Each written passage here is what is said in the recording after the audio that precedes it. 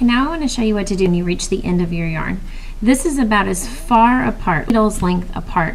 I want you to stop when you get to the end of your yarn, because we don't want to get real tight and close and weave this all in and just have this tiny tail to work with. I want you to stop when you have a needle's length of yarn left, okay? So we're going to cut this off, or if it's tied loosely you can untie it, but not just cut off the end, cut it real close to the needle, and then we're ready for our color. Again, we are going to pull that string arm's length apart and cut. Now here's where if you're starting to feel more comfortable with the weaving, you can pull the string longer, like 2 arms length apart, because what you see here, this amount of string or yarn is how much 1 arm's length of yarn is.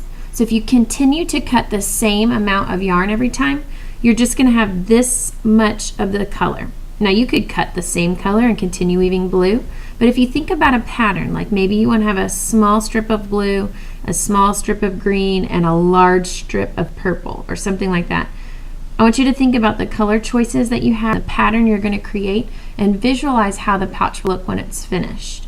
So make the choice of, am I sticking with the same color to get it a thicker blue, or am I going to switch colors to create a pattern with different colors?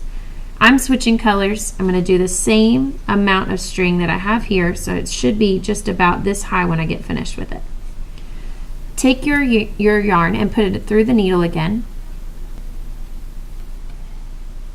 and then we are tying it on the needle just like you did the first time. 2 knots to make sure it stays. Now this time the tail has to attach, or else this part will not be attached to this part and the weaving will fall apart. So we have to attach these 2 tails. This kind of tying is important, because if you tie it any other way, it might fall apart. So I want you to take the 2 ends, put them together in your fingers, and you're going to pretend like this is 1 string that you're tying into a knot. So both of them go around your finger together, just like you tied the knot on the needle. Just tie them together like they're 1 string. Okay, so you're going to go around your finger with both. Make sure that they're lined up nice and neat. Around your finger with both. I'm making like the letter B. It has a stick and a hole. So I want to pull that hole off, and I want that stick to go through the hole and pull. This you only really need to tie 1 time. Now you can leave this tail, and then you'll have a bunch of little tails sticking out, and that can be part of your design, or you could cut it close. If you do cut it, make sure that you cut close to the knot, but don't cut the knot, because then it will just fall apart. Once this is tied, you're ready to start weaving again. Same thing, check where you stopped the last time. I know that this yarn is over. My next step will be under.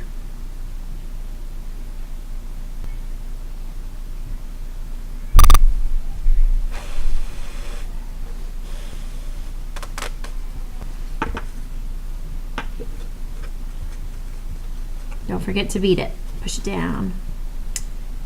Okay, this one isn't over, so I go under.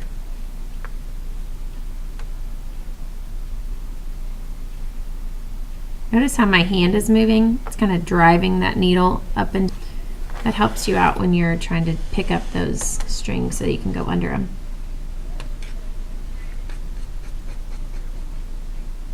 Okay, now here's where my knot is. And I didn't cut that tail off, so that tail's tucked under here. So I can pull that little tail out, and you can let it hang out just like this. I like the tails. I'm going to leave them. You can cut them off. Doesn't matter either way. And then continue to weave.